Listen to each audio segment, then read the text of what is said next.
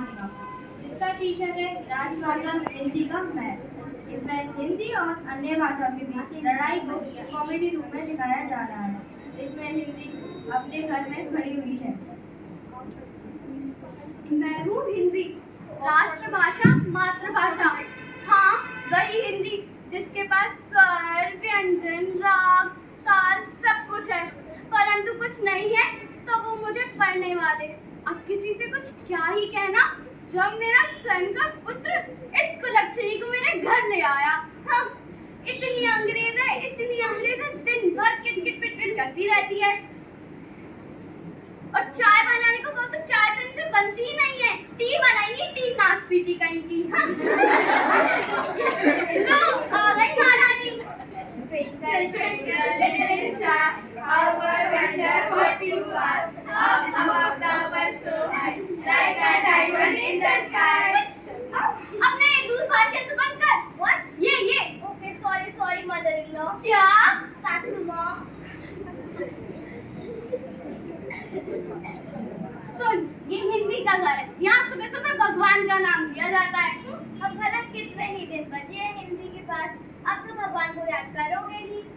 कितनी बदतमीजी, तुझसे बात करना तो बेकार है। आपसे भी बात करने का कोई फायदा नहीं है। हाँ, रहने दो, मैं तो अपनी बेटी को बुलाती हूँ।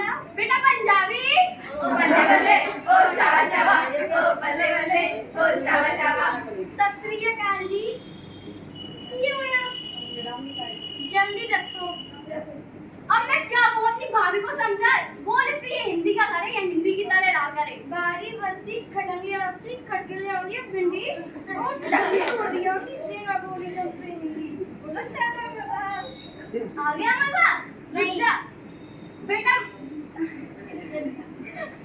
बेटा गुजराती કેમ છો મજામાં છો what are you doing this એક તને સમજના આવે છે no बेटा मराठी पिंगा गपोरी पिंगा यारा क्यों इतनी चिल्ली मचा रखी है भिंडी बाजार बना रखा है आई एम इन्फ्लुएंसर हाँ टीवी नहीं सब कुछ तो आप ही हम तो यहाँ फालतू में आ गए सारा काम तो आप करती है बच्चों को आप छोटी वाले